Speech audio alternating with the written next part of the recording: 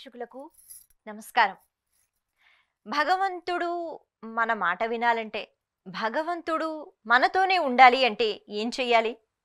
కలియుగం కదా, చాలా కష్టం అని మనం అనుకుంటాం. కానీ కలియుగంలోనే భగవంతుడు ఒక అద్భుతమైన వరాన్ని ఇచ్చాడు.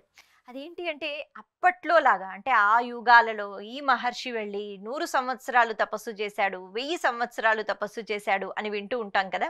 అలా లేకుండా నామస్మరణ చేస్తే చాలు, భక్తితో శ్రద్ధతో మనస్ఫూర్తిగా భగవంతుణ్ణి మనసులో నింపుకోగలిగితే చాలు, భగవంతుడు వచ్చి మన మాట వింటూ ఉంటాడు. అంటే మన మాట అంత ప్రియంగా ఉండాలన్నమాట. మనం ఏది చెప్తే అది భగవంతుడు వింటున్నాడు అంటే అంత ప్రియంగా ఉంటేనే వింటాడు. అలాగే మనతో పాటు ఉంటాడు. మనకి ఎటువంటి ఆపదలు వచ్చినా మనం అడగక్కర్లేకపోయినా చక్కగా వచ్చి కూర్చుని సమస్యలన్నీ తీరుస్తాడు. ఇది నిరూపణ అయ్యిందా అంటే కలియుగంలోనే ఎంతో మంది మహానుభావులు, మహాభక్తులు వాళ్ళ జీవిత చరిత్రలు మనకు చెప్తాయి. ఈరోజు మనం జానాబాయ్ అనే ఒక మహాభక్తురాలు గురించి తెలుసుకుందాం. ఈ భక్తురాలు చేసిన తపస్సు ఏమిటి? ఈ భక్తురాలు ఏ పూజలు చేసింది? సాధారణంగా ఇప్పుడు మనందరికీ కూడా చాలా తొందరగా మనం భగవంతుడితో మాట్లాడగలగాలి అంటే చాలా తొందరగా శీఘ్రంగా భగవంతుని యొక్క అనుగ్రహం కావాలి. కాబట్టి అడుగుతూ ఉంటాం, అవునా, ఏ రోజు ఎలా పూజ చేసుకోవాలి, ఈ పూజకి ఏం తెచ్చుకోవాలి, ఎన్ని స్తోత్రాలు చదువుకోవాలి, ఎన్నిసార్లు చదువుకోవాలి అంటూ. కానీ వీటన్నిటికన్నా భిన్నంగా ఎంతో ప్రేమతో భక్తితో భగవంతుడు మనతో ఉండేటట్టుగా మనం చేసుకోవచ్చు అని పురాణాల్లో ఎన్నో పాత్రలు మనకి చెప్తూ ఉంటాయి. ఈరోజు మనం జానాబాయ్ గురించి మాట్లాడుకుందాం.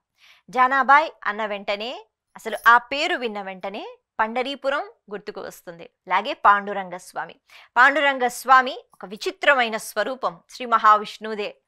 ఏ రకంగా అయితే జగన్నాథ స్వామి అది ఒక విచిత్రము, చాలా భిన్నంగా ఉంటుంది. అలాగే పాండురంగడు భక్తుల కోసం నేను ఉన్నాను, ఎదురు చూస్తూ ఉంటాను అనేటట్టుగా ఆ స్వరూపం ఉంటుంది. అటువంటి పండరీపురంలో ఉన్న పాండురంగ స్వామికి ఎంతో మంది భక్తులు ఉన్నారు. అలాంటి భక్తులలో జానాబాయి ఒకరు. జానాబాయి కేవలం 5 సంవత్సరాల వయసులోనే పండరీపురానికి వచ్చారు.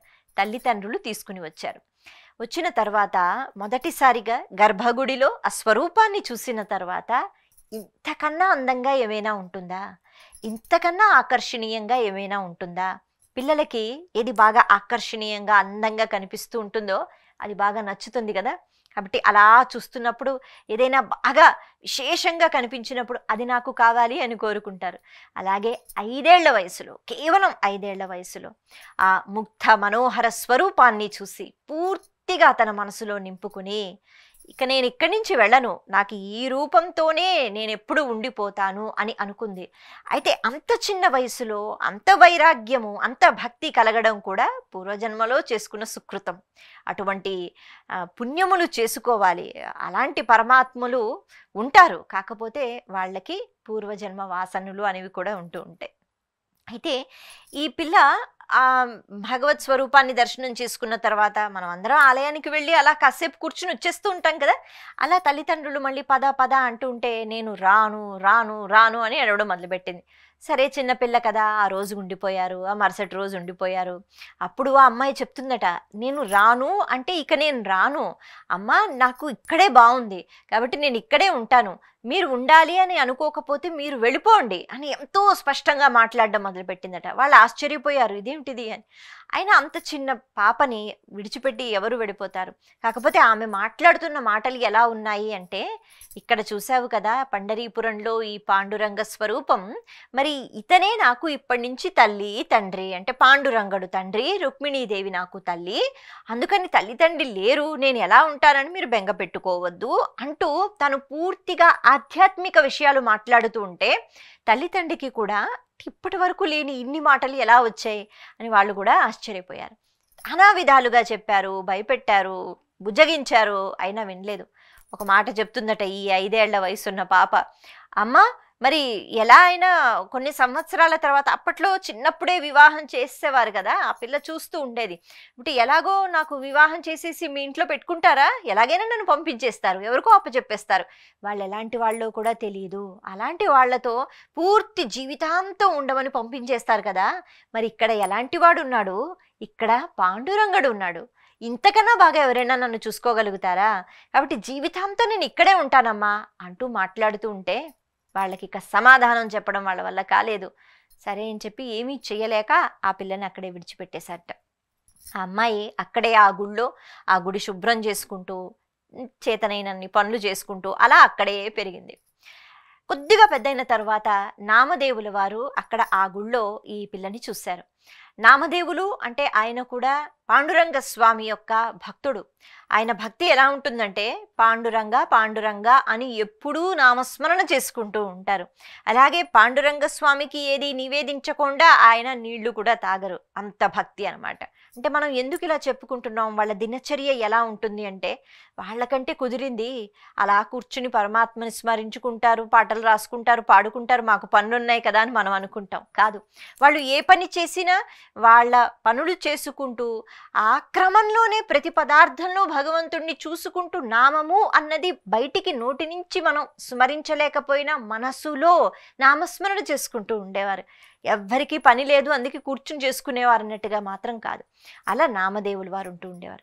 ఆయన చూసి అసలు ఈ పిల్ల ఎవరు, ఎందుకు ఇక్కడే ఉంటుంది అని ఆరా తీస్తే ఆ పాప చెప్తుందట, స్వామితో నేను ఇక్కడే ఉండిపోవాలనుకున్నాను, అందుకే తల్లిదండ్రుల్ని వెళ్ళిపోమన్నాను అని చెప్తుంది. ఆ పాప మాట్లాడిన మాటలు చాలా నచ్చుతాయి నామదేవుల వారికి.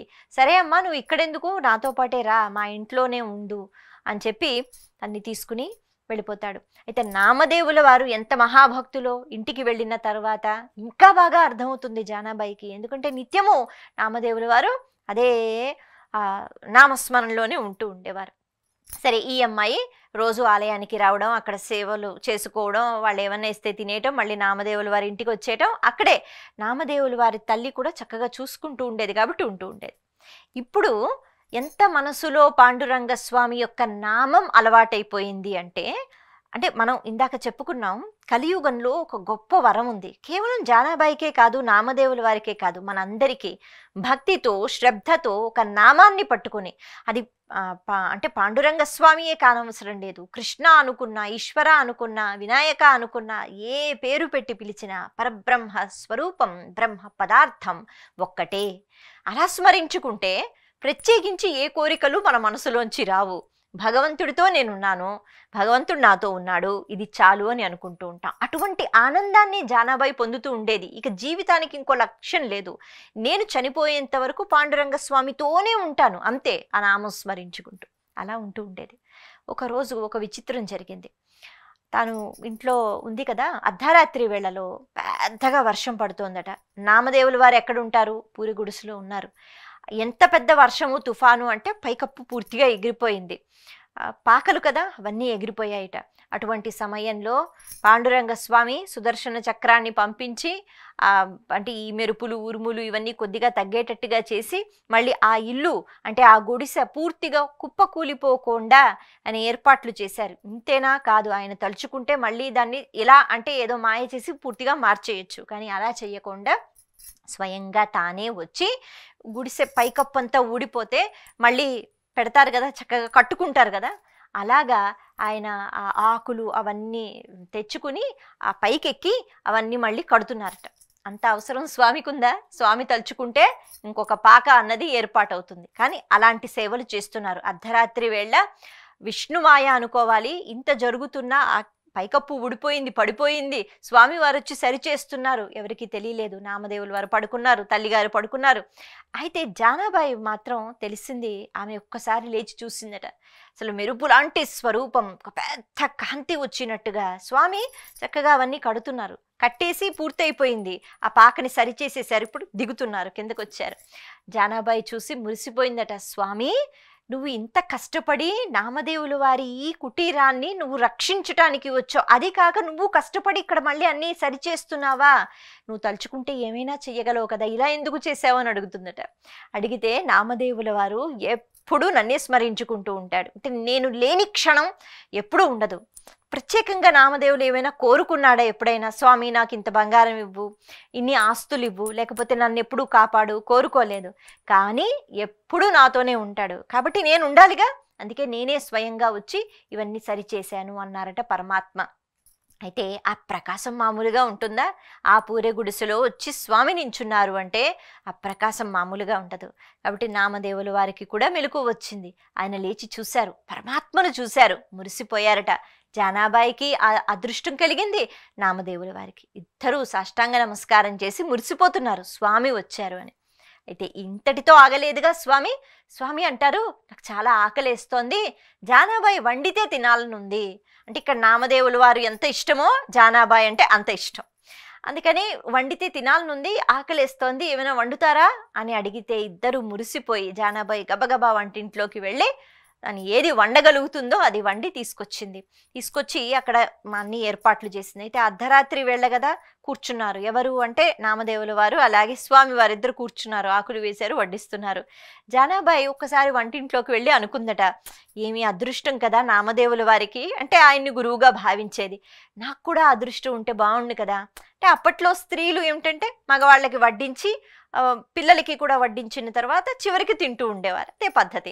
కానీ తను మనసులో అలా అనుకుంటోందనమాట, స్వామితో పాటు నేను తింటే అంత అదృష్టం ఎంత బాగుంటుందో కదా అని మనసులో అనుకుందట. అంతే, మళ్ళీ బయటకు వచ్చి అన్ని వడ్డించేసి మళ్ళీ లోపలికి వెళ్ళిపోయింది. ఆ సమయంలో పాండురంగ స్వామి అనుకున్నాడు, ఓహో అంటే ఈ కోరికతో ఉందా, సరే నేను జానాబాయితోనే తింటాను. కానీ అక్కడ ఉన్న పాళంగా పూర్తిగా నేను ఇప్పుడు నీతో తినను అని అంటే బాగోదు కదా. జానాబాయి నువ్వు కూడా వచ్చి తిను అంటే గురువుగారి ముందునే అలా కూర్చుని ఆమె తినదు. కాబట్టి స్వామి వారికి ఒక ఆలోచన వచ్చింది. ఆయన అన్నారట, నాకు బాగా నిద్ర వస్తోంది, నేను అలసిపోయాను, విశ్రాంతి తీసుకుంటాను, కాబట్టి దీన్ని భద్రపరచండి, ఇది తింటాను, కొంతసేపు తర్వాత తింటాను, నేను విశ్రాంతి తీసుకోవాలన్నారట. అంటే అయ్యో స్వామి తప్పకుండా అని చెప్పి పక్కకు తీసుకుని వెళ్ళారు. నామదేవుల వారు అలాగా పాదాలు ఒత్తారట, స్వామి నిద్రలోకి వెళ్ళినట్టు నటించారు. అలా పాదాలు ఒత్తిన తర్వాత అర్ధరాత్రి వేళ కదా, నామదేవుల వారికి కూడా నిద్ర వచ్చేసింది, ఆయన కూడా పడుకుని పోయారు. ఇప్పుడు స్వామి మళ్ళీ లేచారు. ఎందుకు అంటే నటిస్తున్నారు కదా, ఆయన లేచారు. జానాబాయి దగ్గరికి వెళ్ళారట, జానా ఇందాక నువ్వు అనుకున్నావు కదా మనస్సులో నాతో పాటు తినాలని, పద మన ఇద్దరం కలిసి తిందాం, తీసుకురా, భద్రపరిచావా, తీసుకురా అన్నారట. ఇక జానాబాయి అసలు ఆనందాన్ని తట్టుకోలేకపోతోంది. మళ్ళీ ఆ ఆకు తీసుకొచ్చి పెట్టిందట. పర్వాలేదు స్వామి మీరు తినండి, నేను చూస్తూ ఉంటానంటే స్వామి తింటూ, బా ఎంత రుచికరంగా వండావో అంటూ లొట్టలేస్తూ తింటూ, ఇంకంతకన్నా ఆనందం ఏమిటి. అవతల వాళ్ళకి భోజనం పెట్టినప్పుడు వాళ్ళు ఎంతో బాగుంది అంటేనే మనం మురిసిపోతాం. అటువంటిది పరమాత్మ, ఆయనకి ప్రసాదాలకి ఏమైనా లోటు ఉందా, చక్కగా వండి పెడతారు ఆలయంలో. కానీ జానాబాయి వండిన ఆ పదార్థాన్ని తింటూ మురిసిపోతున్నట్ట. పక్కన కూర్చో అన్నారట. ఆయన చేతులతో కలిపి మరి జానాబాయికి చక్కగా గోరుముద్దలు తినిపించారు. ఇంతకన్నా అదృష్టం అంటే ఏ ఋషులకు ఏ మునులకు. ఒక్కొక్కసారి భాగవతంలో కొన్ని పద్యాలు ఉంటాయి, అంటే నారదుడికి కూడా పట్టని అదృష్టము సామాన్య భక్తులకు పడుతుందట. కారణం ఏమిటి అంటే అంత ప్రేమ చూపించగలగాలి భగవంతుడికి, ఆ ప్రేమ ముఖ్యం, అంతేగాని పదార్థం కాదు. కాబట్టి ఎంతో ప్రేమ చూపించేది జానాబాయి, తన తల్లిదండ్రుల్ని కూడా విడిచిపెట్టేసింది, నేను నీతోనే ఉంటాను భగవంతుడా అని అనుకుంది. ఆ ప్రేమకి భగవంతుడు చక్కగా గోరుముద్దలు తినిపించాడు. మురిసిపోయిందట జానాబాయి. నా మనస్సులో ఉన్న మాట తెలుసుకుని స్వామితో తినడం కాదు, స్వామి నాకు తినిపించాడు. సరే, ఇటువంటి సంఘటనలు ఇంకొక 2 ఉన్నాయి, వాటి గురించి కూడా మనం ఖచ్చితంగా చెప్పుకోవాలి. అంటే ఇది ఒక సామాన్య స్త్రీ జానాబాయి, తనకి ఎటువంటి శక్తులు లేవు, కాకపోతే తన భక్తితో ప్రేమతో ఇలాంటి నిదర్శనాలు కనిపించాయి అన్నది మనం తెలుసుకోవాలిగా. సరే, ఇంకొకసారి నామదేవుల వారి కోసం కబీర్ దాస్ గారు అలాగే కొంతమంది మహాత్ములు పుణ్యాత్ములు వాళ్ళందరూ బయలుదేరొచ్చారట. ఆ క్షణంలో నామదేవులు వారి ఇంట్లో లేరు కాబట్టి జానాబాయి ఉన్నారు, తనతో ఒక మాట చెప్పి పోదామని చెప్పి అక్కడికి వచ్చారనమాట. ఆ సమయంలో జానాబాయి పక్కింటి ఆవిడతో తగులాడుతోందట. ఎందుకు అంటే ఆవిడంటోంది ఈ పిడకలు నావి అని, ఈవిడంటోంది ఈ పిడకలు నావి అని. పేడతో పిడకలు వేసేవారుగా, ఆ తర్వాత అవి పొయ్యిలో పెట్టి ఉపయోగిస్తూ ఉండేవారు కదా. ఆ సమయంలో కబీర్ దాస్ కూడా ఉన్నారు. వీళ్ళందరూ వెళ్ళి అదేమిటిది పిడకల కోసం ఏమిటి వాదన జానా అని అడుగుతున్నారట. అయితే ఆమె అంటుంది, లేదండి ఆవిడ నేను వేసిన పిడకలు కూడా ఆవిడే తీసేసుకుంది, అందుకని నేను అడుగుతున్నాను, నావి కానివి నావెందుకు, నావి కాబట్టే నేను అడుగుతున్నాను, ఇందులో ధర్మం ఉంది అని. వాళ్ళు నవ్వుకుంటున్నారట, జానాబాయి ఏమిటి ఇలా అడుగుతోంది అని. సరే, మరి నీవి అని అనడానికి ఏమైనా ఇది ఉందా అంటే ఖచ్చితంగా అండి. ఎందుకు అంటే నేను ఏ పిడకలైతే నావి అని నేను చెప్తున్నానో వాటిని మీరు చెవి దగ్గర పెట్టుకుని వినండి. పాండురంగ విఠల విఠల అనే శబ్దం వినిపిస్తుంది. ఎందుకు అంటే అవి వేసినప్పుడు నేను స్వామిని స్మరించుకుంటూ అనుకుంటూ వేశాను కాబట్టి అందులో వినిపిస్తాయి అందట జానాబాయి. అక్కడ ఉన్న చుట్టుపక్కల వాళ్ళందరూ ఆశ్చర్యపోయారు. ఇలా కూడా జరుగుతుందా, పిడకల నుంచి అట్లా శబ్దం ఏమైనా వస్తుందా అని అనుకున్నారట. కానీ అక్కడ కబీర్ దాస్ గారు ఉన్నారు, ఇంకా చాలా మంది ఉన్నారు. వాళ్ళందరూ ఆ పిడకల్ని తీసి అలా చెవి దగ్గర పెట్టుకున్నారట. ఇంకేముంది ఆశ్చర్యం, విఠల విఠల పాండురంగ విఠల విఠల అని వాటిలోంచి శబ్దం వస్తున్నాయి. మరి అన్నిట్లోంచి వస్తున్నాయా? రావడం లేదు. ఏది తనవి అని తాను చెప్తోందో ఆ పిడకలలోంచే వస్తున్నాయి, మిగతా వాటిలోంచి రావడం లేదు. ఈ విషయం తెలుసుకున్న తర్వాత అంటే ఒక చిన్న గొడవలా అవుతోంది కదా బయట పెరడులో, అందరూ వచ్చారు కదా, వాళ్ళందరూ చూశారు, అంటే వాళ్ళందరూ వినగలిగారు. అప్పటి నుంచి జానాబాయి అంటే ఆవిడ మామూలు స్త్రీ కాదు, పరమాత్మ యొక్క అనుగ్రహాన్ని పొందిన ఆవిడ అని కొంచెం భిన్నంగా చూస్తూ ఉండేవారట. ఎంతో ఇష్టంగా చూస్తూ ఉండేవారట, భక్తితో కొలుచుకుంటూ ఉండేవారట. కానీ ఏమాత్రం అహంకారం లేదు. అంటే నేను పిలిస్తే స్వామి పలుకుతారు, లేకపోతే నా మాట వింటారు, నా వల్ల ఇటువంటి చమత్కారాలు జరుగుతున్నాయి ఆ మాత్రంగా ఎవరైనా మెచ్చుకుంటే అహంకారంతో ఎక్కడికో వెళ్ళిపోతాడు మనిషి కదా. కానీ ఆవిడ అలా ఉండేది కాదు.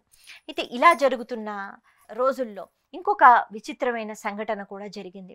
అదేంటి అంటే జానాబాయి మంచి మంచి పాటలు పాడుకుంటూ ఉండేదట. అంటే ఆమెకి ఏదో సంగీతం వచ్చు లేకపోతే సాహిత్యం వచ్చు అని కాదు, ఎన్నో చక్కని పాటలు భగవంతుణ్ణి స్మరించుకుంటూ అలవోకగా భగవంతుని యొక్క కీర్తి, దాని గురించి ఆ వివరణ ఏదైనా అనుకోవచ్చు, కీర్తనలు అవే ఉంటాయి కదా, పాడుకుంటూ ఉండేదట.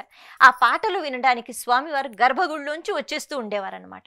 ఒకరోజు నామదేవుల వారి తల్లిగారు కొన్ని జొన్నలు ఇచ్చి పిండి చేయమని చెప్పారు. తిరగల్లో అలాగా విసరాలి కదా, అప్పట్లో కష్టపడాలి, అంత కష్టపడితేనే పిండి వస్తుంది. సరే మరి ఇంత మూట ఉంది, అది జాగ్రత్తగా కూర్చుని ఆవిడ రాత్రంతా చెయ్యాలి ఆ పని. అలాగా పాడుకుంటూ పాటలు పాడుకుంటూ చేస్తుందట. మరి పాటలు బాగా ఇష్టం కదా, అందుకే బాగా దగ్గరగా వినాలని చెప్పి పాండురంగ స్వామి గర్భగుడిని విడిచిపెట్టేసి ఇక్కడికి వచ్చేసారు, పక్కన కూర్చున్నారు. కూర్చుని జానాబాయి పాటలు వింటున్నారట. అయ్యో నువ్వెంత కష్టపడతావు, నేను కూడా చేస్తానులే, నేను కూడా అది తిప్పుతాను అని ఆయన తిప్పటం మొదలుపెట్టాడట. అంటే అప్పటికే స్వామివారి యొక్క దర్శనాన్ని పొందిన జానాబాయి స్వామి చాలాసార్లు కనిపిస్తూ మాట్లాడుతూ ఉంటే మురిసిపోయేదే కానీ స్వామి నాకు దర్శనం ఇస్తారనే అహంకారం మాత్రం లేదు. అయితే అందట స్వామి నీకు ఇలాంటి పనులు అలవాటు లేదు కాబట్టి నేను చేసుకుంటాను, విడిచిపెట్టాను. కాదు కాదు, నేను నీ పాటలు వింటూ హాయిగా చేసేస్తాను ఈ పని, నువ్వు పాటలు పాడుతూ ఉండు, నేను ఈ పని చేస్తాను, నాకు కూడా సరదాగా ఉంది. సరే ఆయన తిప్పుతున్నట్ట ఆయన చేతికి కంకణాలు ఉంటాయిగా అద్భుతమైనవి, అవి శబ్దం చేస్తున్నాయి. ఆ రాత్రి వేళ కదా, అందరూ పడుకుని ఉన్నారు, మరి వాళ్ళందరికీ నిద్రాభంగం కలుగుతుంది అని స్వామి ఏం చేశారంటే, సరే ఇప్పుడు ఈ పని చేసినప్పుడు మనం అన్ని ఆభరణాలు వేసుకుని అలాంటి పనులు చెయ్యంగా, కాబట్టి ఆ ఆభరణాలన్నీ పక్కకు పెట్టేసి ఆయన చకచకా తిప్పేస్తున్నారు, సహాయం చేసేస్తున్నారు. మొత్తానికి ఆయన చేస్తే ఎంతసేపు గబగబా అన్ని జొన్నలు కాస్త పిండి అయిపోయింది. అయితే ఈలోపు సుప్రభాత సమయం అయిపోయింది, తెల్లవారుజామున.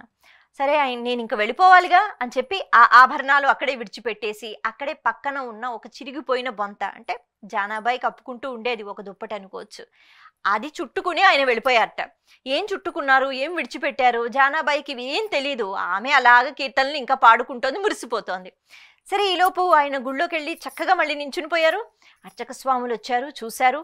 అంటే ఇవి కూడా కల్పితాలు కావు, ఇవి నిజంగా జరిగిన కనిపిస్తున్న నిదర్శనాలు అనమాట. చూసారట, ఆ చిరిగిపోయిన ఆ దుప్పటి ఉంది, చూస్తే ఆభరణాలు లేవు. వాళ్ళకి తెలుసు, ఎందుకు అంటే అది ఎప్పుడు జానాబాయి కప్పుకుంటూ ఉంటుంది. జానాబాయి చిన్నప్పటి నుంచి ఆలయంలో తిరిగేది కదా, ఇది జానాబాయిది, అంటే చనువు ఇస్తున్నాం కదా అని చెప్పి గర్భగుడిలో దూరి స్వామితోనే ఉన్నట్టు ఉండి పూజలు చేస్తున్నట్టే చేస్తూ దొంగతనం చేసిందా. అన్ని ఆభరణాలు పోయాయి కదా, పెద్ద పెద్ద కంకణాలు అన్నీ. గబగబా వెళ్ళారట ఇంటికి. వెళ్ళి వాళ్ళు వెతుకుతున్నారు, అది పెద్ద ఇల్లు కాదుగా, చిన్న గుడిసె. అక్కడే ఆ తిరగలి పక్కన ఆభరణాలన్నీ కనిపించాయి. అయితే ఆవిడ చెప్పిందట, నేను తీసుకోలేదు, నేను నిన్న ఈ పని చేస్తూ పాటలు పాడుకుంటుంటే స్వామి వచ్చి కూర్చున్నారు అని. ఎవరు నమ్ముతారు? మనలాంటి వాళ్ళని నమ్ముతామా? ఎవ్వరు నమ్మరు. కాబట్టి వాళ్ళు అన్నారట, లేదు నీకు చనువు ఇచ్చాం కాబట్టి నువ్వేదో భక్తురాలను మేమనుకున్నాం, ఇంత పని చేస్తావా, నీకు శిక్ష పడవలసిందే అని రాజుగారి దగ్గర తీసుకెళ్లారు. రాజుగారు అంటే పండరీపురంలో ఉన్న పాండురంగ స్వామి యొక్క ఆభరణాల దొంగతనం అంటే ఇంకేమన్నా ఉందా, అంతకన్నా పెద్ద తప్పు, కాబట్టి ఉరి శిక్ష వేసేయండి అన్నారు. అంటే ఒక్కొక్కసారి మంచి పేరొచ్చింది కాబట్టి ఆ కుళ్ళుతో అటువంటి ఆలోచనలు కూడా ఉన్నాయి. కానీ అక్కడ కనిపిస్తోందిగా. ఈవిడ చెప్తోంది, లేదు నేను పాడుకుంటున్నాను, నా పని నేను చేసుకుంటున్నాను, స్వామి వచ్చి సహాయం చేశారు, స్వామే చేశారు, అడ్డంగా ఉన్నాయని తీసి పెట్టారు. ఎవ్వరూ నమ్మలేదు. ఆవిడని తీసుకెళ్తున్నారట ఉరిశిక్ష వేయటానికి. అయితే ఆ మార్గ మధ్యంలో ఆవిడ ప్రార్థన చేస్తూ స్వామికి ఒకటే మాట చెప్పింది, స్వామి రావడము పోవడము అంతా నీ ఇష్టమే, ఇది ఏది జరుగుతుందో నువ్వు చూస్తున్నావు కదా, వచ్చి మాట్లాడుతున్న స్వామి చూడడా, కానీ ఒక్క మాట, నా జీవితం ఇలా వెళ్ళిపోవడానికి లేదు. అంటే నేను ఒక దొంగనని, పైగా నీ ఆభరణాలు దోచుకున్నానని ఇటువంటి నింద నాకు వద్దు స్వామి, నేను మంచిదానిని అని నువ్వు నిరూపణ చేయి, ఆ తర్వాత నన్ను ఏం చేసినా పర్వాలేదు, ఎందుకంటే నా జీవితం మీద నాకు ఆశ లేదు. కానీ నేనేం చేశానో నీకు తెలుసు, నువ్వే వచ్చావు, నీకు తెలుసు, నీకు అన్నీ తెలుసు, అందుకని నువ్వు ఆ మాట నిరూపణ చేయి, ఆ తర్వాతే నా ప్రాణాన్ని తీసేయి అని కోరుకుందట. అంతేగాని నాకు ఈ శిక్ష పడవద్దు అని మాత్రం అడగలేదు. అలా ఆమెకు శిక్ష వేశారు కాబట్టి మరణ శిక్ష వేయడానికి తీసుకుని వెళ్తున్నారు.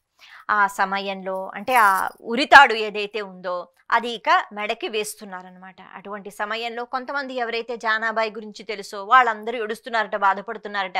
మహాభక్తురాలు ఇటువంటి పని చెయ్యదు, వీళ్ళేమిటో ఇంత మూర్ఖంగా ఉన్నారని. కానీ జానాబాయి ఒకటే నమ్మకంతో ఉంది, స్వామి నేను అంటే అపరాధం చెయ్యలేదు అన్న విషయాన్ని నిరూపణ చెయ్యి, ఆ తర్వాత నేను చచ్చిపోయినా పర్వాలేదని. అందరూ చూస్తూ ఉండంగా ఆ ఉరితాడు ఏదైతే ఉందో అది పూలమాలగా మారిపోయిందట. నేటికి పండరీపురంలో జానాబాయి భక్తురాల యొక్క కథలు ఎంత అద్భుతంగా పాడుకుంటూ నాటకాలు వేస్తూ చెప్తారంటే అద్భుతం. మనం అక్కడికి వెళ్ళి చూడాలి. ఆ జానపదలు, ఆ సంప్రదాయంలో జానాబాయి యొక్క ఆ భక్తికి సంబంధించి, ప్రేమకు సంబంధించి. కాబట్టి ఉరితాడు ఒక పూలమాలగా ఎలా మారిపోతుంది? ఎవరు వచ్చి మార్చలేదు, స్వామివారి యొక్క అనుగ్రహం. అలా ఆ విచిత్రం జరిగిన వెంటనే అందరికీ అర్థమైపోయింది, ఈవిడ జోలికి ఇంకెప్పుడు వెళ్ళకూడదు అనుకున్నారట. ఆవిడ పాదాల మీద పడిపోయారు. ఇన్ని గొప్ప విషయాలు జరిగినా స్వామి నాకు ఇంత ఐశ్వర్యం ఇవ్వు, లేకపోతే నాకు ఇంత మంచి పేరు ఇవ్వు, పలుకుబడి ఇవ్వు ఎప్పుడూ అడగలేదు జానాబాయి. అప్పుడు ఆ క్షణంలో ఏ రకంగా ప్రవర్తించిందో భగవంతుడు కనిపించినా మాట్లాడినా తను అదే రకంగా ఉంటూ ఉండేది. ఇంకొక అద్భుతమైన విషయం గురించి కూడా మనం చెప్పుకోవాలి. ఒకరోజు గర్భగుడిలోకి వెళ్ళి నామదేవుల వారు స్వామిని చూస్తే, అంటే నామదేవుల వారికి కూడా దర్శనం ఇచ్చారు కదా చాలాసార్లు, స్వామి చకచకా ఏదో రాసేసుకుంటున్నారంట. స్వామి మీరేమిటి రాసుకుంటున్నారు అని అడిగితే జానాబాయి ఒక్కొక్కసారి అంటే అలవోకగా కొన్ని పాటలు కీర్తనలు పాడుతూ ఉంటుంది, అద్భుతంగా ఉంటాయి, అవి నేను ఎక్కడ మర్చిపోతాను అని నేను మళ్ళీ అవి రాసుకుంటున్నాను అన్నారట స్వామి. నామదేవుల వారికి ఏడుపు వచ్చేసిందట. స్వామి అసలు నీ కథల గురించి, లేకపోతే నీ గురించి ఇన్ని పురాణాలు అని, అంటే వేదవ్యాసులు లాంటి వాళ్ళు మహానుభావులు ఇన్ని పురాణాల రూపాలలో లేకపోతే గ్రంథాల రూపాలలో ఋషులు మునులు ఎంతో కష్టపడి సాధన చేసి అందిస్తారు, వాళ్ళు నీ కథలను అందిస్తున్నారు మాకు, నువ్వు రాసుకుంటున్నావు అంటే ఒక భక్తురాలు పాడిన పాట భగవంతుడికి ఏం అవసరం? అంత ఇష్టం జానాబాయి యొక్క పాటలంటే. కాబట్టి నేను రాసుకుంటున్నాను అంటే నామదేవులు వారు ఏడ్చారట. అంటే భగవంతుని యొక్క కారుణ్యం అలా ఉంటుంది. జానాబాయికి అటువంటి స్థానాన్ని ఇచ్చారు పాండురంగ స్వామి. ఇలా చెప్పుకుంటూ పోతే అంటే కేవలం తన జీవితంలో జరిగిన ఒక 3 నిదర్శనాల గురించి చెప్పుకున్నాం, కానీ ఇలాంటివి చాలా జరిగాయి. చివరికి ఆమె స్వామిలో ఐక్యమైపోయింది, ముక్తిని మోక్షాన్ని పొందింది. కాబట్టి భగవంతుడికి దగ్గరగా వెళ్ళాలన్నా, మన ఆపదల్లోంచి భగవంతుడు మనల్ని తీసివేసేయాలంటే అప్పటికప్పుడు తాత్కాలికంగా ఎన్ని పూజలు చేసేసినా, అంటే ఎన్ని నైవేద్యాలు పెట్టేసినా కుదరదు. నామస్మరణ చేస్తూ ఎప్పుడు భగవంతునితో ఉండగలగాలి. ఏ పని చేసుకుంటున్నా, ఏ అవస్థలో ఉన్నా భగవంతుడితో ఎవరైతే ఉండగలుగుతారో, ప్రేమతో, భక్తితో, నమ్మకంతో, వాళ్ళని భగవంతుడు విడిచిపెట్టాడు. వాళ్ళకి ఎటువంటి ఆపదలు వచ్చినా జాగ్రత్తగా చూసుకుంటాడు.